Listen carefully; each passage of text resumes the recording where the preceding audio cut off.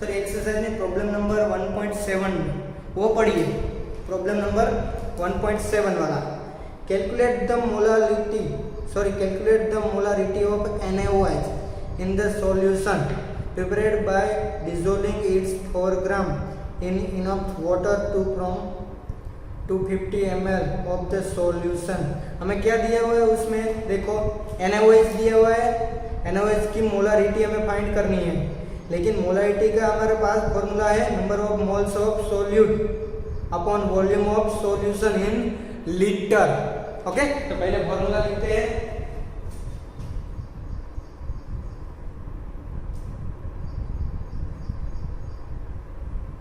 Molarity यानी कि capital M is equal to, हमारे पास यहाँ पे क्या आएगा, solute mole upon solution, molarity है तो यहाँ पे क्या आएगा, solution volume in litre. Okay, तो सॉल्यूट के मोल में पहले सॉल्यूट यानी कि हमारे पास क्या है, अब हमारे पास इसमें देखो क्या हमें दिया हुआ है, NaOH है, NaOH को हमने किसमें डिसॉल्व किया है वो देखो, NaOH in solution prepared by dissolving in 4 gram, 4 gram है वो क्या हुआ, सोल्यूट हुआ 4 ग्राम। NaCl कितना दिया हुआ है हमें, 4 ग्राम। ओके, तो पहले इसके मोल फाइंड कर लेते हैं। ये सोल्यूट हुआ ना, सॉल्वेंट कौन है वो देखो, इनफ वाटर है, वाटर फ्रॉम 250 ml, वाटर कितना दिया हुआ है 250 ml ये ना देखो। Okay, ml of solution. Okay done. पहले NaCl का 4 ग्राम है ना, तो उसे पहले फाइंड कर लो, इसके मोल यानी कि NaCl mole is equal to, mole यानी क्या होगा, वेट बाय मास। NaCl का वेट 4, NaCl का हम अगर मास फाइंड करने जाए तो वो मास हमें पता है, NaCl का Na का यानी कितना होगा 23, Cl का 35.5, ओके यानी होगा 58.5। ओके, अब कैल्सी की जरूरत पड़ेगी, कर दो उसको, कैलकुलेट कर दो directly, 4 divided by 58.5 and answer आएगा 0.068 0.0683 ओके मोल। ये मोल मिल गए। अब solution volume in litre, volume in ml में है, 1000 से मल्टीप्लाई कर दो, इसको 1000 से मल्टीप्लाई कर देंगे तो हमारे पास 250 upon 1000 is equal to 0.250। Okay, अब हमारे पास molarity is equal to, mole मिल गए 0.0683 अपॉन 0.250, मल्टीप्लाई कर दो।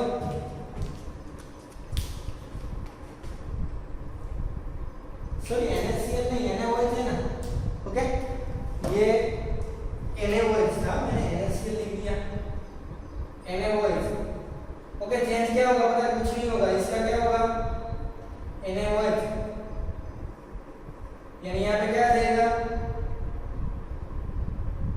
16 + 1 यानी कि 40 आ जाएगा, तो यहाँ पे क्या आएगा 40। हमारा आंसर क्या आएगा, यहाँ पे ये नहीं आएगा 1/10 यानी कि 0.1 मोल। ओके, यानी यहाँ पे क्या रखेंगे अपर साइड हम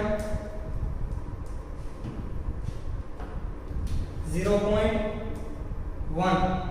ओके, डिवाइड करो 0.1 अपॉन 250, 0.1 अपॉन 0.250। ओके, हमारा आंसर मिल गया 0.4। ओके, तो ये ऐसे कैलकुलेट करते हैं। हमें पहले क्या दिया हुआ था, NaCl दिया हुआ था, सॉरी NaOH वो क्या था हमारा, सोल्यूट था, तो हमारे पास फॉर्मूला है सोल्यूट के पहले हमें मोल फाइंड करेंगे, कैसे फाइंड करेंगे, वेट बाय मास से, वेट दिया हुआ था, मास हमने कैलकुलेट कर लिया, तो मोल वो हमें ml में दिया हुआ था, 1000 से डिवाइड करके हमने लीटर में कन्वर्ट कर दिया। Okay done. तो ऐसे कैलकुलेट करते हैं। ओके उसके बाद प्रॉब्लम नंबर 1.8 देखो, वो कुछ थोड़ा सा अलग सा डिफरेंट सा है। ओके देख लो।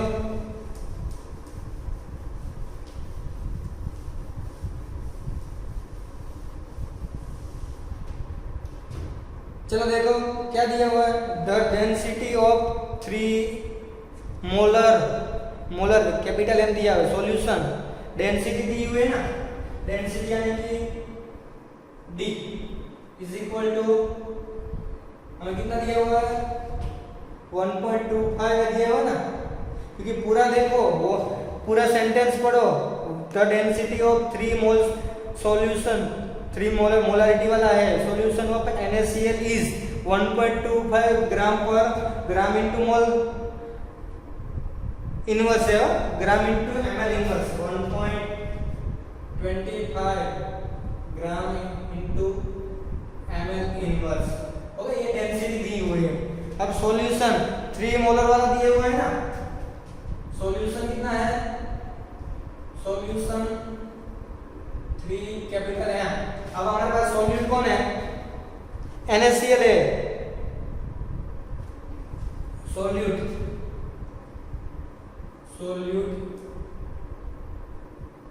NaCl।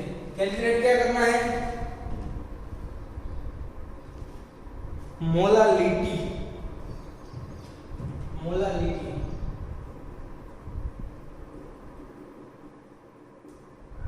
कैलकुलेट। ओके इतना दिया हुआ है। डन। चलो अब उसके बाद पहले हम फॉर्मूला लिख देते हैं मोलालिटी की। Okay molality is equal to, ये n स्मॉल m आएगा, यहां पे क्या आएगा solute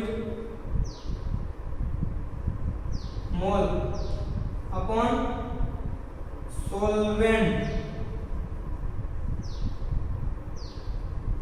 weight in kg। Okay solute के मोल, सॉल्यूट कौन है NaCl है, लेकिन कितना है तो वो हमें सॉल्यूशन में 3m बोला हुआ है, यानी 3 मोलर बोला हुआ है।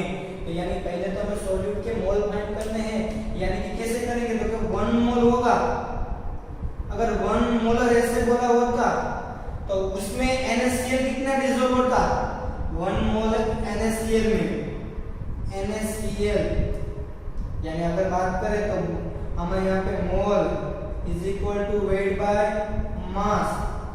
ओके तो मोल कितना, क्योंकि 1 मोलर वाला है ना, क्योंकि इसमें क्या हो 1 मोलर का मीनिंग क्या होता है कि उसमें 1 मोल डिसॉल्व है NaCl।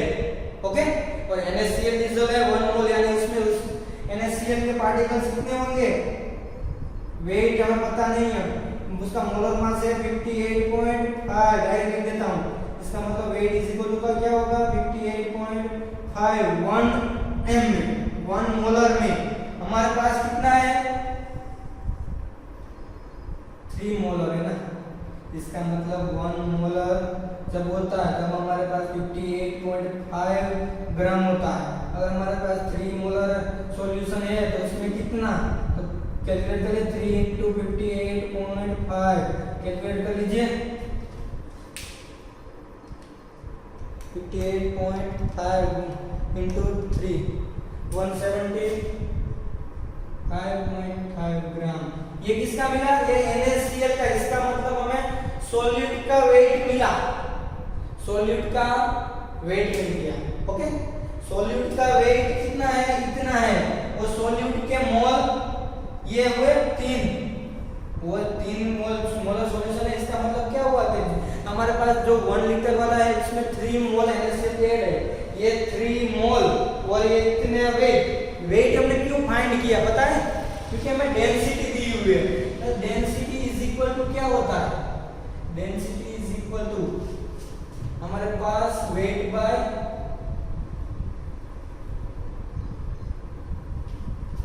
डेंसिटी, यानी कि क्या होगा घनता होती है, ये मास नहीं आता वॉल्यूम आता है, पता है ना, हमने पढ़ा था। Density is equal to weight by volume, ऐसा ही होता है ना, ऐसा ही होता है, वेट बाय वॉल्यूम। लेकिन किसका? तो ये डेंसिटी किसकी है? सॉल्यूशन की है, सॉल्यूशन की डेंसिटी है। सॉल्यूशन की डेंसिटी कितनी दी हुई है हमें? 1.25 ग्राम इंटू ml में दी हुई है। ओके, तो हमारे पास वेट है, हमारे पास नहीं है। वॉल्यूम, तो वॉल्यूम हमें पता है, वो हमारे पास ml वाला ये है, वो 1 लीटर में ही होता है। 1 लीटर यानी कि 1000 ml। ओके, तो weight is equal to 1.25 into 1000, तो इसे मल्टीप्लाई कर दो, ये हमें मिल जाएगा वेट। ओके, यानी कि किसका मिला? सॉल्यूशन का, सॉल्यूशन का वेट मिला हमें 12 इंटू 50 यानी कि 1250 मिला। ये सॉल्यूशन का, ये सॉल्यूट का, तो यानी कि अब क्या होगा? Solution is equal to solute plus solvent. Okay, solution कितना है? 1250, सॉल्यूट कितना है? 175.5 plus solvent, solvent is equal to 1250 minus 175.5 minus कर दीजिए, यानी कि सॉल्वेंट का वेट मिल जाएगा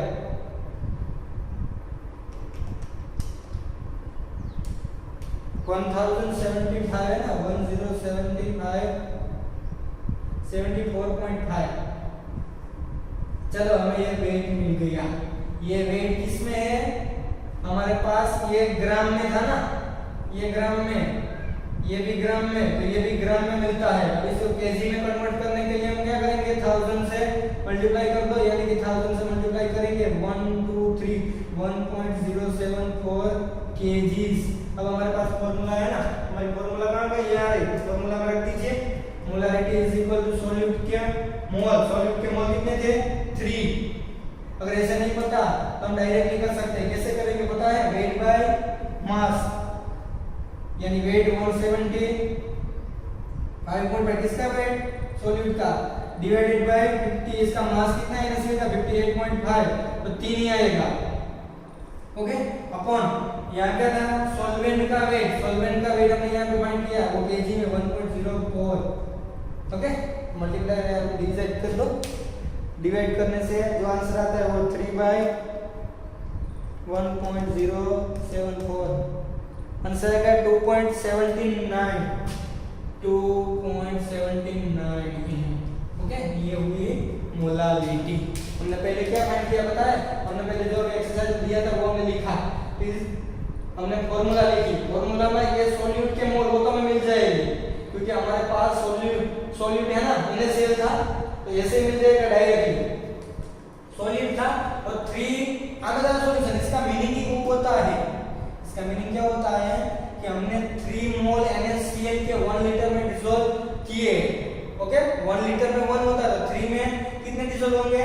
1 लीटर में इतने होते हैं, सॉरी 58.5, तो 3 लीटर में कितने? मैंने 3 से मल्टीप्लाई कर दिया, इतने वेट हमने डिसॉल्व किया था। डायरेक्टली हम यहां पे लिख सकते हो 3 वाला। ओके, उसके बाद हमने क्या किया? हमें ये मिल गए।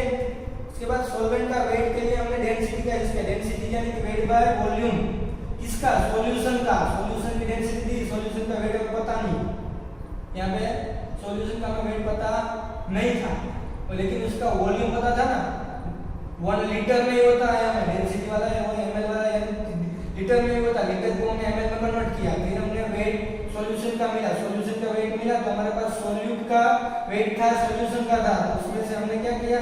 सॉल्यूशन में से सॉल्यूट का वेट माइनस कर दिया, जो मिला वो ग्राम में मिला, उससे हमने केजी में कन्वर्ट किया, फिर वैल्यू हमने यहां रख दी। ओके, ये लिख लो। इसके बाद वाला इससे पहले वाला जो हमारा एग्जांपल बाकी था ना, वो यानी कि एग्जांपल नंबर प्रॉब्लम नंबर 1.5 1.6 आपके लिए होमवर्क में है। ओके 1.5 वाला प्रॉब्लम है लिमिटेड रिएजेंट वाला, लिमिटिंग रिएजेंट। ओके वो देखिए।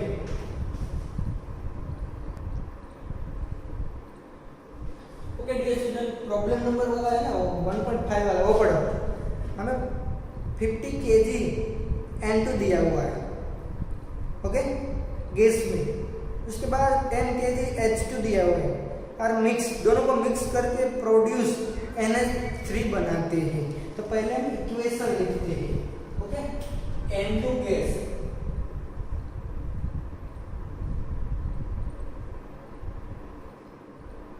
H2 को मिक्स करने के बाद हमें NH3 बनता है, इतना उसने बताया है।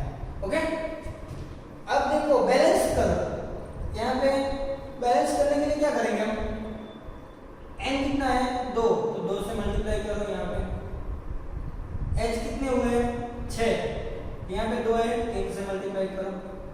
अब बैलेंस हो गया, देख सकते हो n 2 है, यहाँ पे भी 2, हाइड्रोजन 6 है तो यहाँ पे भी 6। ओके इसका मतलब क्या हुआ पता है, हमें 1 मोल N2 के साथ 3 मोल ओके मोल लिखने के वक्त की लिखा जाता है, लेकिन जब यूनिट लिखते हैं तब नहीं लिखते। H2 के साथ रिएक्शन करते हैं तब हमें 2 मोल NH3 मिलता है। ओके ये समझ लो, ये हमारे इक्वेशन में दिया हुआ है कि ऐसे प्रोसेस होती है। अब हमारे एक्सरसाइज में वैल्यूज कितनी दी हुई है पहले देखो, फर्स्ट वाला देख लेते हैं। N2 का वेट हमें केजी में दिया हुआ है, तो N2 का वेट पहले तो हम मोल फाइंड कर लेते हैं। Weight is equal to 50 kg, तो kg को पहले हम ग्राम में कन्वर्ट कर लेते हैं, 1000 से मल्टीप्लाई कर देते हैं तो ग्राम में कन्वर्ट हो जाएगा। ओके फिर उसका मोल्स निकाल लेते हैं, N2 का मोल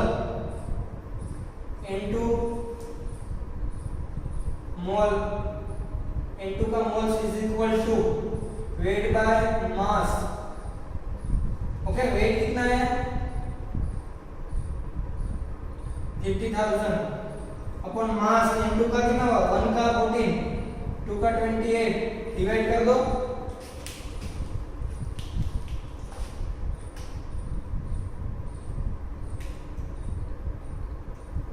डिवाइडेड 20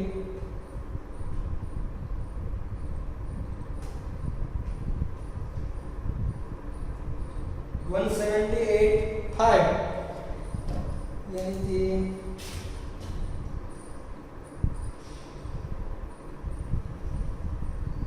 ऐसे दिया हुआ है। ओके आपकी टेक्स्ट बुक में शायद और में ऐसे लिखा हुआ है 70.85 7 into 10⁻²2 ग्राम, तो हम ऐसे रखते हैं। ओके क्योंकि वो दो ये मल्टीप्लाई नहीं किया हुआ है वहां से। ओके कोई भी लिख सकते हो। ये हम लोग N2 के मोल्स, अब हम H2 के मोल्स फाइंड करते हैं। H2 के मोल्स डायरेक्ट लिखता हूं, यहाँ पे वेट बाय मास, तो वेट कितना है हमारे पास 10 kg से, तो 10 kg को हम पहले किसमें ग्राम में कन्वर्ट करने के लिए 1000 से मल्टीप्लाई करेंगे। 1000 से मल्टीप्लाई करने के बाद मास उसका H2 का यानी कि 2, तो हमारे पास यहाँ पे आंसर आता है 2.01, जो भी हो तो हम 2 ही लेंगे।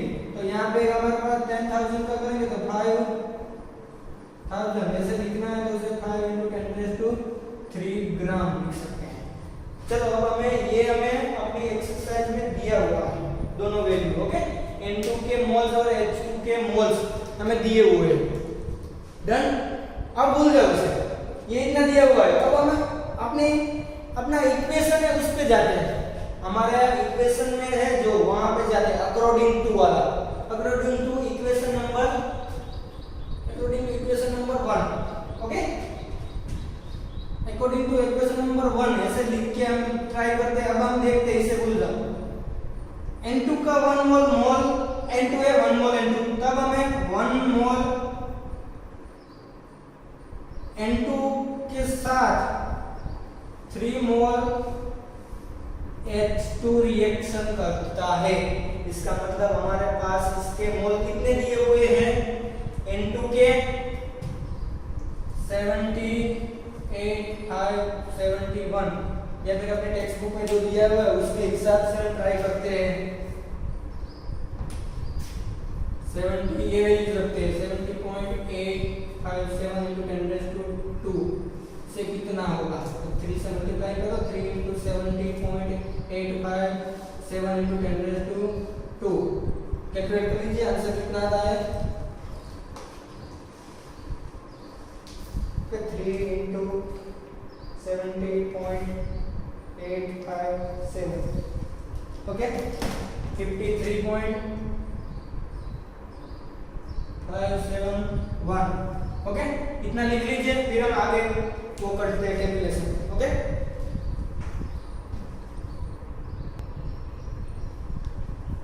ओके डियर स्टूडेंट, यहाँ पे आंसर कितना आया, फिर से लिखता हूँ 53.571 ओके इंटू 10⁻²2 ओके। अब देखो इसको पॉइंट को मैं इस तरफ लाता हूँ क्योंकि हमारे पास ये 3 में है तो 3 में कन्वर्ट कर लेते हैं, 3 3 3.871 10⁻³ इतने H2 ओके। यानी कि अगर हमारा रिएक्शन ये है, ये रिएक्शन करने के लिए हमें कितने H2 चाहिए, 5.3571 into 10⁻³, लेकिन हमारे पास कितना है, हमारे पास अवेलेबल एक्सरसाइज में दिया हुआ है उसमें कितना है अवेलेबल, 5 into 10⁻³ है, लेकिन हमें कितना चाहिए, इतना। इसका मतलब ये कम पड़ रहा है, कम पड़ रहा है, इसका मतलब क्या होगा, आगे रिएक्शन होगा ना, इसका मतलब इन दोनों में से ये लिमिटेड रिएजेंट है, limiting reagent okay, limited reagent H2 हुआ। हमें एक्सरसाइज में पूछा था जो इक्वेशन हो रहा है उसमें से लिमिटिंग रिएजेंट को पहचानिए, तो H2 होगा वो लिमिटिंग रिएजेंट होगा ओके, क्योंकि ये हमें एक्सरसाइज में दिया हुआ है ओके।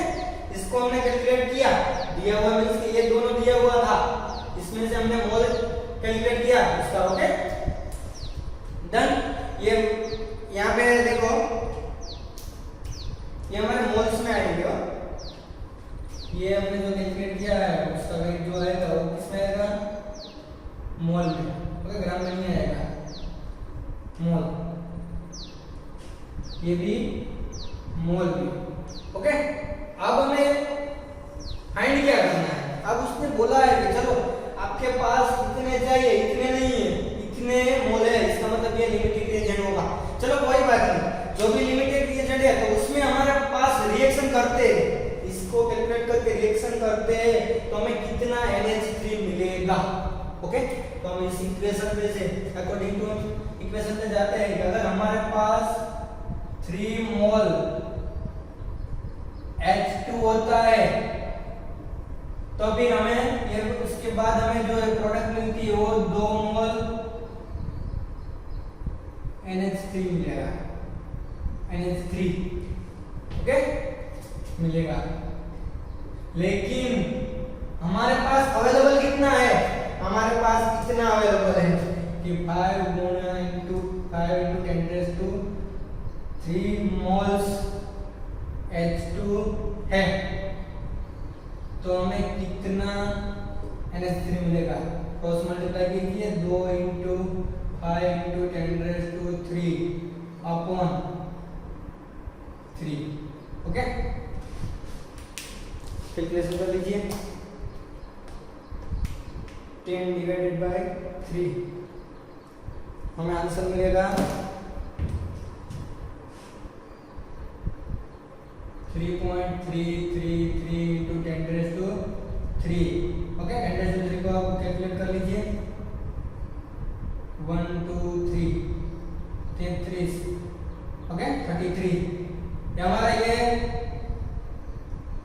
NH3 किसमें है, ग्राम, ये गैस इन मोल, क्योंकि हमने ये सब मोल फाइंड किया, हमें इतने मोल मिलेंगे ओके। शायद आपके टेक्स्ट बुक में थोड़ा इधर उधर होगा ओके, आपकी टेक्स्ट बुक में आंसर कितना दिया हुआ है वो देख लो, शायद नियर में हो, क्योंकि अब वो उसमें पूरा डिजिट वाला था 2.01 हाइड्रोजन का हमने 2 का लिया, उसमें थोड़ा सा होता चलेगा। ओके, इतने हमें मोल मिलेंगे, मोल। अब इसका मोल में है तो मोल का इसका वेट निकालना है, तो हम क्या करेंगे, NH3 का weight is equal to, sorry mass, mole is equal to, यहाँ पे क्या आएगा, NH3 का mole is equal to mass bye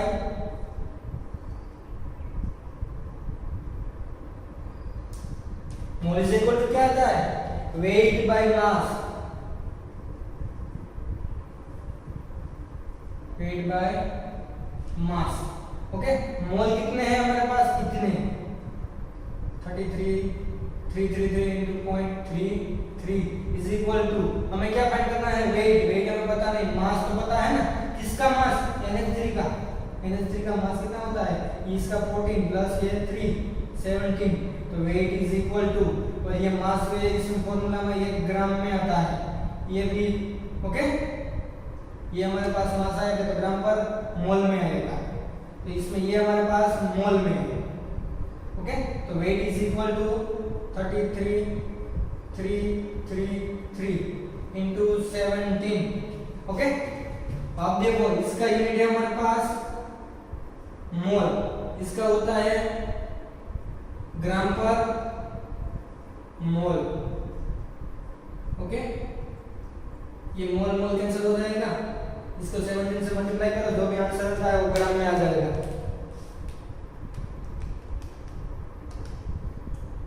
into 17।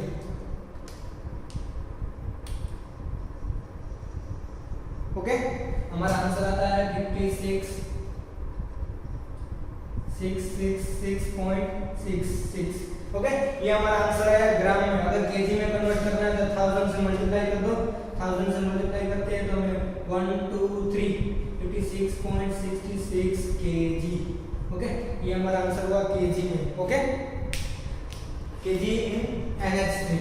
Done. Okay, समझ में आया? कोई भी जिसमें भी हमें यूनिट में पूछा जाए उसमें कन्वर्ट कर सकते हैं। पहले फिर से देख लो, एक्सरसाइज में हमें क्या दिया हुआ है, N2NH2 का वेट दिया हुआ है। ओके, और उसमें जो NH3 बनता है उसने बोला है N2 और H2 रिएक्शन करके NH3 बनाते हैं। कितने मोल पता नहीं, वो तो हमें इसका बैलेंस करके करना, हमने बैलेंस किया, NH3 बना, यहाँ पे हमने कैसे किया है, 2 था N, तो हमने 2 यहाँ पे लगाया, हाइड्रोजन 6 हुआ तो हमने 3 यहाँ लगाया, बैलेंस कर दिया। फिर हमने इसमें से इक्वेशन में से 1 मोल N2 के साथ 3 मोल H2 रिएक्शन करके 2 मोल NH3 बनाता है। ओके, फिर हमें अब जो वेट था तो हम क्या करेंगे, पहले मोल को फाइंड करेंगे। मोल को फाइंड करने के पहले इसको ग्राम में कन्वर्ट किया, ग्राम में कन्वर्ट करके पहले N2 के मोल फाइंड किए, फिर H2 के मोल। अब इन दोनों को रिएक्शन करना है। ओके, इन दोनों का रिएक्शन करना है। अब हमें समझना क्या है पता है कि 1 मोल N2 के साथ 3 मोल H2 रिएक्शन करता है। इसका मतलब अब यहाँ 1 मोल N2 के साथ 3 मोल H2 रिएक्शन करता है। अब हमारे एक्सरसाइज में कितने N2 के मोल दिए, इतने मोल के साथ कितना H2 चाहिए हमें, तो यानी कि इसके साथ कितने H2 चाहिए, इसको इससे मल्टीप्लाई किया तो हमें जो आंसर आया 5.357 इतने H2 होगा, तभी रिएक्शन होके इतना मिलेगा हमें। ओके, समझ में आया? तो ये हमें मिला, लेकिन इसमें हमारे पास अवेलेबल कितना है, देखो अवेलेबल इतना ही। अगर हमें रिएक्शन करने के लिए इतना चाहिए लेकिन इतना अवेलेबल है, इसका मतलब ये कम है ना, इसके हिसाब में ये कम है, इसका मतलब ये लिमिटिंग रिएजेंट हुआ H2। हमने फाइंड कर दिया, हमें सिर्फ फाइंड करना था इन दोनों में से लिमिटिंग रिएजेंट कौन है, फाइंड कर दिया।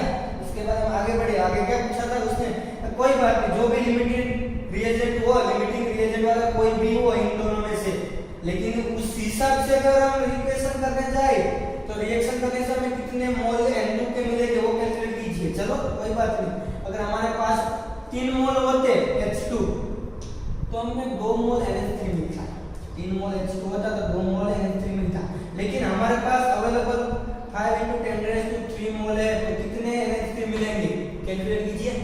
क्रॉस मल्टीप्लाई किया, इसको डिवाइड इसको यहाँ पे किया, फाइंड किया। ओके, इतना आंसर आया। वो आंसर में ये देखो मोल में था, मोल में था, मोल में था। ये आंसर हमें मोल NH3 मिला। तो मोल को हम किसमें, वेट में कन्वर्ट करने के लिए mole is equal to weight by mass. Okay, तो वेट वाला ग्राम में ही होता है और ये मास वाला जो होता है वो ग्राम पर मोल में होता है ना, ग्राम पर मोल। अगर यहाँ से यहाँ कैंसिल करना कर दो, नहीं ये यहाँ से नहीं कैंसिल कर सकते हो। ओके, फिर हमने क्या किया, इसको यहाँ ला दिया। ओके, और वेट को फाइंड किया। वेट आता है वो किसमें आएगा, ग्राम में आएगा। ये अगर अब हम देखने जाए कैलकुलेशन में, अगर ये हमें किसमें मिला था, देखो मोल। ओके, मोल, और ये ग्राम पर मोल में था। ये मोल मोल कैंसिल हो गए, ये जो हमारा आंसर ग्राम में, अगर हमें केजी में कन्वर्ट करें 1000 से हम डिवाइड कर दिया तो हमें केजी में आंसर मिल जाएगा। ओके, लिख लो। उसके बाद फॉर एग्जांपल करवाते हैं।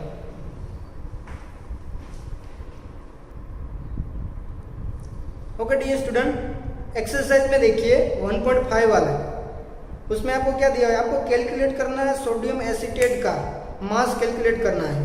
तो उसमें आपको क्या दिया है, सॉल्यूशन है ना। तो सॉल्यूशन में आप देखने जाओ तो सॉल्यूशन में आपको 500 ml दिया हुआ है सॉल्यूशन। ओके, उसमें मोलर दिया हुआ है, यानी कि मोलर यानी कि क्या, आपको मोलालिटी एंड मोलारिटी वाला। ओके, तो मोलर है, मोलर नहीं है, मोलर यानी कि मोलारिटी दिया हुआ है। आपको मोलारिटी दिया हुआ है, आपके सॉल्यूशन का वेट भी दिया हुआ है, यानी कि वो 1 लीटर की जगह उसने 500 ml दिया हुआ है। ओके, तो आपको सोडियम एसीटेट का मोलर मास फाइंड करना है, हो जाएगा।